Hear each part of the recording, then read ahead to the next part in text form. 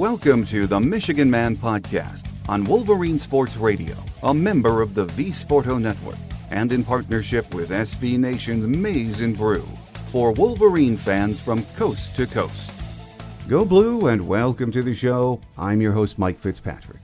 On last week's show, we previewed the Big Ten tournament opener against Rutgers. Now 7 days later, so much has changed. All sports, professional, college, high school, or any other kind, has been halted. Schools in most states have been canceled until April, or even later, depending where you live. The CDC has added a new phrase to our daily lives: social distancing. We are being asked to alter how we live for the next month or so, maybe even longer, we really don't know. We know all of these measures have been invoked for good reason. We must at least slow the spread of the coronavirus so as to not overload our hospital and healthcare system. We'll get through this, hopefully by May or sooner. So as of today, the sports world is silent. As most of you know, this show is weekly until May. Then we go to our summer schedule of 3 shows a month until August, when football season gets underway in earnest. As of right now, we're going to stick to that schedule. Joining me on this week's show to discuss the events of this last week is senior editor John Borton from the Wolverine Magazine, here on the Michigan Man, in partnership with our friends at SB Nation's Maize and Brew. So stay with us.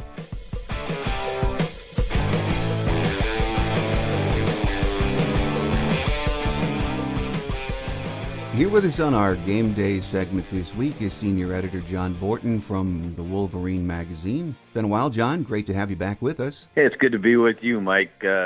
Strange circumstances all around the world of college athletics and the nation as a whole, but it's a time where I see a lot of people kind of getting on the same page and drawing together, and hopefully as we move through the present crisis, we can get things back to normal in all respects of life, including college athletics. Well, I think we all hope and pray for that very same thing. I mean, it is happening so rapidly, things changing. I mean, the coronavirus has been a concern for some time now. We've been talking about it all winter. But last week at this time, we were getting ready for the Big Ten tournament. Here we are, a week later, really less than a week later, in a world that seems like a very different place right now, doesn't it? Oh, no question about it. I mean, last Thursday, we're leaving at 6:30 in the morning to go down to Indianapolis and watch Michigan take on Rutgers, and then they're certainly hoping to advance deep into the weekend. And we are sitting courtside at a totally empty Bankers Life Fieldhouse when you look up into the stands in that vast, cavernous arena, and just nobody there. And that in itself felt so different. But then players actually warming up on the court, and you see these Michigan players starting to trudge off. And we all kind of looked at each other, we all being media that were there and allowed in. And you just thought, okay, this isn't good. And right after that, I mean, all the dominoes started to fall. No Big Ten tournament, no NCAA tournament, no Masters tournament down in Augusta, no a lot of things. And you're seeing the ripple effects and the restaurants and the bars closing, and it's a strange sensation. But you know, I'm very convinced that it's going to be a matter of weeks before this thing gets back under control and life returns to normal. But it will be the strangest spring, I would say, that I can remember in terms of normal activity. When you have a selection Sunday with no selections, that's pretty odd. Very strange. And, you know, I know the athletes understand why this happened, but still, what a terribly empty feeling it must be for them, especially the seniors, John. Oh, no doubt about it. And we thought about John Teskey. We thought about Xavier Simpson walking off that court. Here's a couple guys that, I mean, they've been to the championship game, the height of college basketball on a Monday night with everybody watching and the entire nation. And you know, that wasn't necessarily what people thought this team was going to do.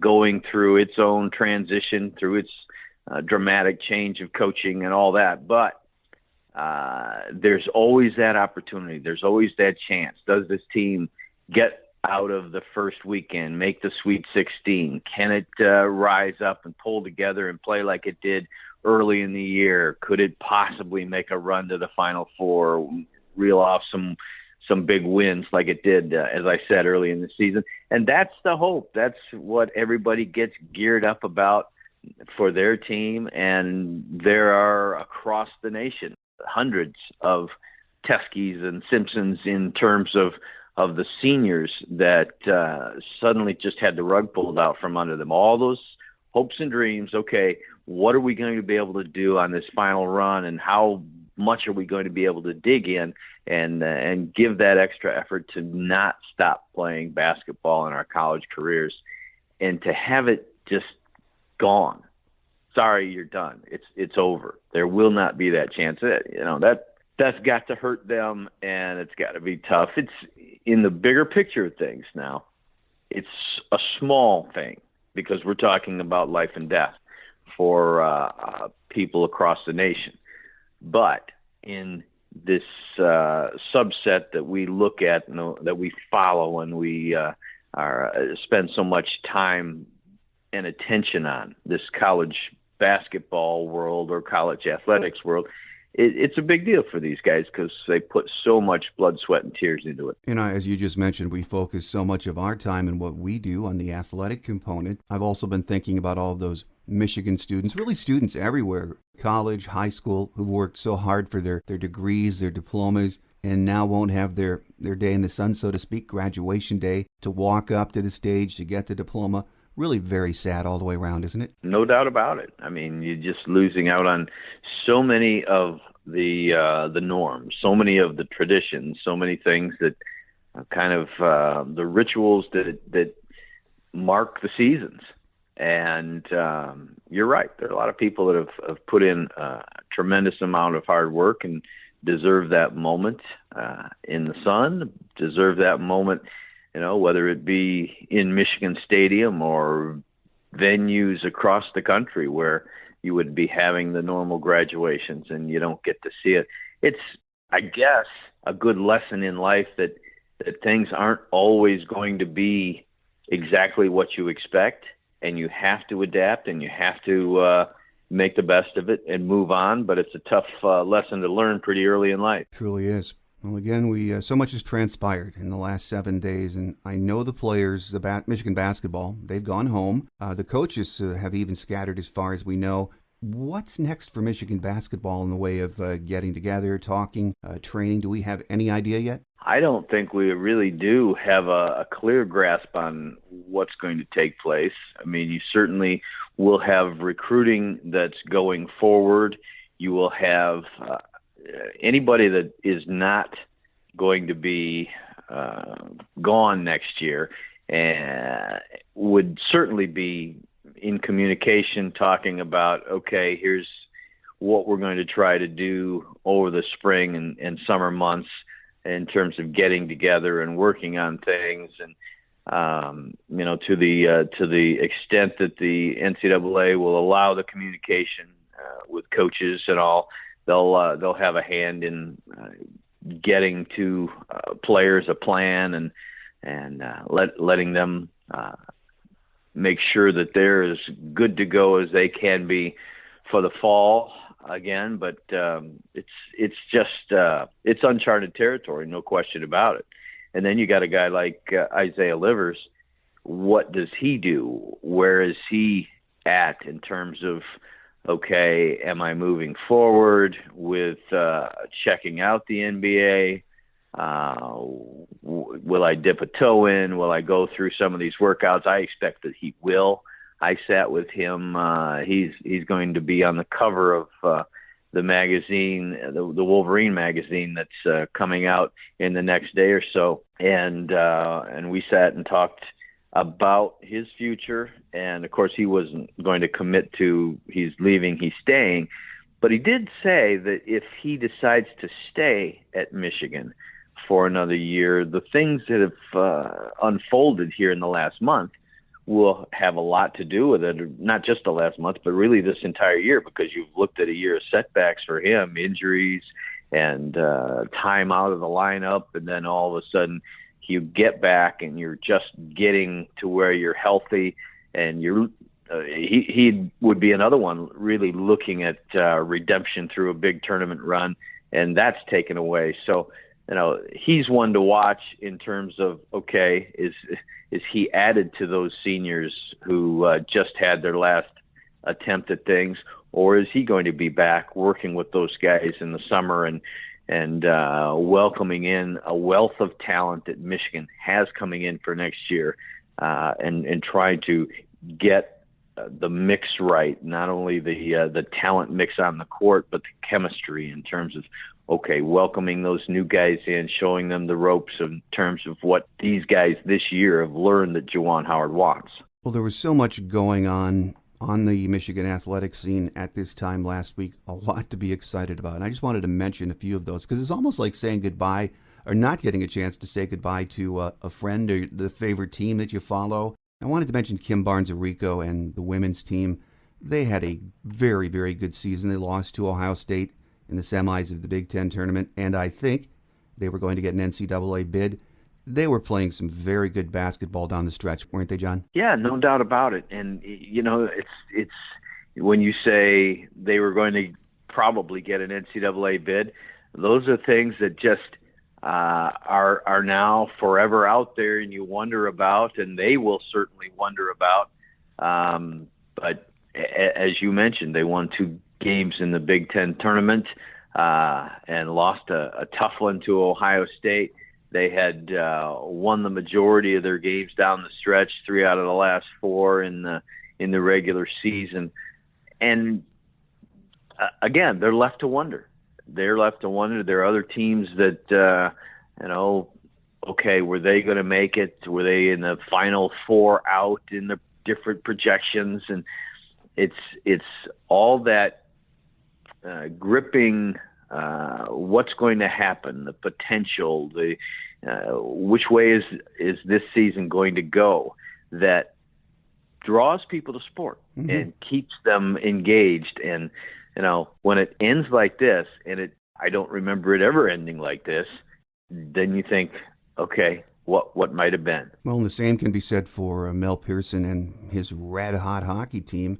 They might not have made the NCAA tournament, but they turned things around in a big way in February, didn't they? Yeah, they sure did. And that, I know for Mel, for his staff, for these players, that's a very, very big deal, because, you got off to the rocky start, and you had a record that was underwater, tough losing streak through much of the early part of the season. And then, as you mentioned, they got things going through the month of February. They're beating Wisconsin. They're beating Michigan State. They're having just a really good finish to the season. You win. They won their last 3 games, and the last 2, fittingly, I guess, against Michigan State to close out their season with a couple of 3-0 shutouts over the Spartans, and then right on the brink of the Big Ten tournament, they get canceled out. And you can't tell those players, hey, you wouldn't have done this or you wouldn't have done that, because they saw a tremendous amount of improvement, and I'm sure they're thinking, hey, we were on the upswing. We were going to get this and this and this done. Well, softball and baseball were set to open at home last weekend. Both were off to pretty good starts on the year. Both teams had such high expectation. It's hard to imagine what they must be feeling right now, too, isn't it, John? Because unlike basketball and the winter sports, they were just getting started. Absolutely, and the shock that came through in Carol Hutchins' voice as she talked about this being over and this forced separation from her players, it was one of those deals where I think she captured the emotion pretty well. In that, she just sounded stunned when she talked about the end of their season, And you're right, they were ready to bring on their northern swing and be playing in their own ballpark. And this is going to be a season in which that didn't take place.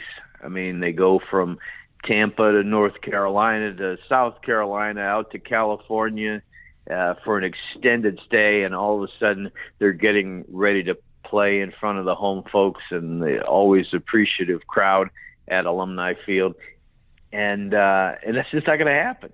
And then you look over to baseball, you got Eric Bakich and that crew coming off going to the championship series in the College World Series last season. Again, they're thinking, hey, we can build on this and we can do it again. We can make another run. No, it's done. Sorry, you pack up the baseballs and pack up the bats, and better luck next year. It's just such a bizarre way to have the season play out. And like you said, for these teams, really before they even get going with the meat of their schedule, their conference seasons and the tournaments, all gone. And what's strange, too, is we've heard some talk in various portions of the media in the last couple of days about the seniors on these spring sports teams, not only baseball and softball, but all NCAA spring sports, that they would not have an issue with extending their eligibility. And that is going to be a developing story, too, isn't it? Yeah, I think that will get some consideration, but you really wonder. I mean, I think, you hear people talking about being ready to move on, and it's like Xavier Simpson jumped on Twitter and basically said his goodbyes, and I wonder how that would shake out if in fact that was extended, the eligibility. It would be certainly a big consideration and something that would be really followed closely. It'd almost be like a free agent season in some of the professional sports, because are these guys going to come back? Who might decide on a transfer? What would happen? I don't know where I stand on it. I've heard arguments on both sides, but we will definitely keep a close watch on that to see how that unfolds. Well, here with us on our Game Day segment this week, in a very strange week, is senior editor John Borton from the Wolverine, talking about our new normal, at least for a while. And John, Jim Harbaugh and his team were supposed to start spring practice today. We're taping on March 17th, and it was an important spring for the future of this program and really all of college football, wasn't it? Oh, absolutely huge. I mean, there are always changes across the college football landscape, and you're seeing what the time where they lay the foundation for that. They certainly did some in the practice and the preparation for bowl games, but spring practice is when you start to get the idea, because those seniors have moved on and the guys that are going to the pros are out of here. You see what you have, you see where things are going. And for Michigan in particular, you look at an offense that just changed over last year. You got Josh Gaddis. Okay, well, we should be making steps forward, right? Because it's the second year in the system, and these running backs and these wide receivers know more of what they're doing, and even the quarterbacks that were backups. But now all of a sudden, wait a minute, we're going to get a brand new quarterback. Shea Patterson is gone. You got guys like Dylan McCaffrey and Joe Milton battling things out, and who's going to, be able to take that over? Will somebody? It wouldn't be announced, but can somebody grab the upper hand in the spring? You've got an offensive line where you're changing over 80% of it in terms of starters.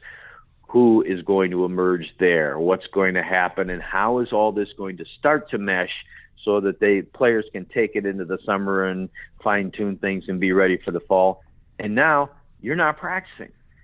So that's just a massive wrench into, I'm sure that Josh Gaddis is caught up in what's happening nationally like anybody else, but in his narrow-focused world of advancing this offense for Michigan, he's got to be thinking, can't catch a break here, because this is the time when you really want to be getting an idea and moving forward with what you're going to be doing in the fall. Well, of course, we're focused on Michigan, but the landscape has evened out with this virus when it comes to college football because everyone's in the same boat. No one's going to be able to develop any kind of competition or plan for fall practice. Yeah, well, and the other thing is, I wonder at what point does it take place?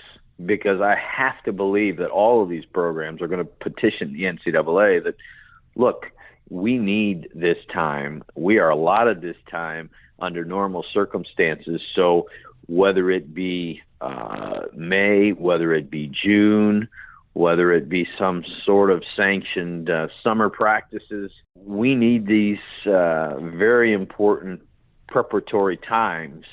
And what can we do to make it happen? And I would be shocked if the NCAA didn't make some sort of special provision to have spring practice either in late spring, early summer, or whatever it might be. Well, I would hope so too, but we're getting so much mixed information these days regarding the virus. I know that the CDC was addressing sports yesterday and said 4 to 8 weeks might be realistic, but that's for starters. So you wonder, a lot of fans are thinking, okay, spring practice means a lot of position battles will have to be fought in August. No spring practice, but the fact of the matter is, if this virus isn't stemmed in the next few months, when we get to late spring, midsummer, what to do with fall sports could become a very serious topic, couldn't it, John? Oh, no doubt about it. You look at the anticipation for college football season, you look at the economic impact, you look at all of these massive venues that get filled on a weekly basis throughout the land, such as Michigan Stadium, and the decades and decades of tradition there. That would be, if you had a shot of a Saturday in September, say, of an empty Michigan Stadium when otherwise it would be full, then things would really, again, in college football, be brought home to what is going on nationally. I'm taking the optimistic route, and I believe that Michigan will be playing its September opener out in Washington, which is certainly undergone terrific grief in this early period. I just think as the weather warms and as we continue to battle this thing, that things will look very, very different by the time September rolls around. But again, that's the optimistic view. I do the show once a week. I was thinking of this yesterday, and you guys have a magazine to get out, of course, monthly, content daily for the Wolverine.com. What kind of a scramble is it for you guys to get material right now? What it is always involves recruiting, because that will not stop, and the involvement of Michigan in building teams for the future carries with it great interest. There are historical features to be done. There's just football alone. Look at you and I have just scratched the surface in talking about what Michigan is going to bring to the table. How different is it going to be without Shea Patterson? What about these quarterbacks? Where are they? The young offensive linemen, all these freshmen that have had a year, and that was a great recruiting class. How are they going to come along, and what did they do behind the scenes? What can you find out about from people that have seen practice? What can you find out about, say, the defensive guys that have to plug in? You're changing some of the linebackers and some of the defensive backs, and okay, who really stepped it up? Who are the guys that are going to plug in? You'll see tons of analysis pieces and things like that have to do, that we would be doing anyway, only we would be getting regular updates from the ongoing spring practice. So you would have some of that new information. But as it is, we spend from now until kickoff of that opening game anyway talking about, all right, how is this going to play out? Who is going to step forward? And you'll see tons of that sort of thing. So it rolls on even without the games. It's very different. You will not have that component where we're talking about Michigan softball in the NCAA tournament, or Michigan baseball, especially last summer, causing so much excitement and rolling on, and various other sports, the tracks and all the spring sports. But there is a never-ending stream of talk and anticipation about athletics, and particularly football, when you get to this time of year. Well, the final question for you, John, before we let you get away. We're only a week into what has been, I think, a shocking change, to say the least, in our daily lives. And regardless of age, our routines, touching everything I think we take for granted, far from over, as we know. But from a sports fan's and writer's perspective, when this is all over, do you think it's going to change the way we see sports in our lives, and for better or worse, how much we appreciate what joy it brings all of us? Yeah, I hope so. I really hope that when we kind of reconvene around all these athletic events, maybe it can be with a greater sense of appreciation, that we get to watch some of these young athletes play out what they do, and that we might be a little bit more forgiving of the mistakes that they make, and a little kinder in looking out for each other in the stadiums and among rival fan bases and everything else, because across the spectrum, you've got right now a situation where you don't get to watch these things, and we don't convene in these incredible athletic arenas, and where these fans of rival fan bases are basically trying to watch out for each other and hold each other in their highest hopes and prayers and dreams in terms of staying healthy. And our older folks, we wish them nothing but the best in being able to weather this storm and get back and come back together. And like I say, if college football is going on in September, those hugs at the tailgates might be just a little bit longer and a little bit deeper this year, and that's what you hope for. Absolutely. Well said, John. Our guest here on our Game Day segment this week has been senior editor John Borton from the Wolverine. And John, be safe in your travels and in daily life, and the next time that we speak, I hope that there's a normalcy returning to not only sports, but all of our life and all of our lives, I should say, for everyone. So we look forward to that next visit. Absolutely. Wish the same to you, Mike, and to your many listeners out there. Let's go make it a healing and a great summer. Quick Hits is next as we wrap it up for another week here on The Michigan Man on Wolverine Sports Radio, a member of the V Sporto Network, and in partnership with SB Nation's Maize and Brew.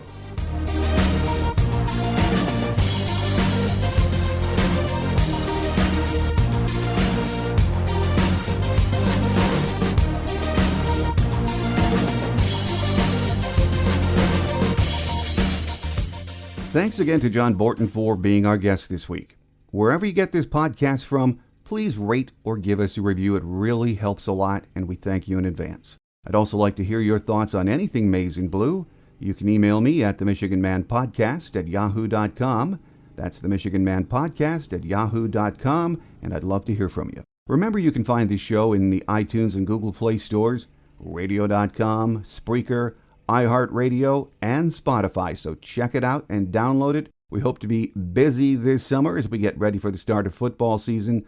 So again, make sure you download the app. It's free. Next week, I hope to have Steve Lorenz from 24/7 Sports on the show to discuss recruiting, which even though we can't be doing in-person recruiting, the coaching staff is working on the next class, so we'll talk about that and Michigan football in general. So I hope you'll join us. I know these are difficult times for many of you, so hang in there. We are all doing our part, and together we will push back and get this thing under control. So be safe and stay strong. That will do it for now. I'm your host, Mike Fitzpatrick. Have a great Wolverine week, everyone. Until we meet again, take care, and as always, Go Blue. Thanks for joining us today on The Michigan Man, here on Wolverine Sports Radio, a member of the V Sporto Network, and in partnership with SB Nation's Maize and Brew. Our listener lines are open 24/7 for your calls at 313-263-4842. That's 313-263-4842. Or email us at themichiganmanpodcast@yahoo.com. That's themichiganmanpodcast@yahoo.com.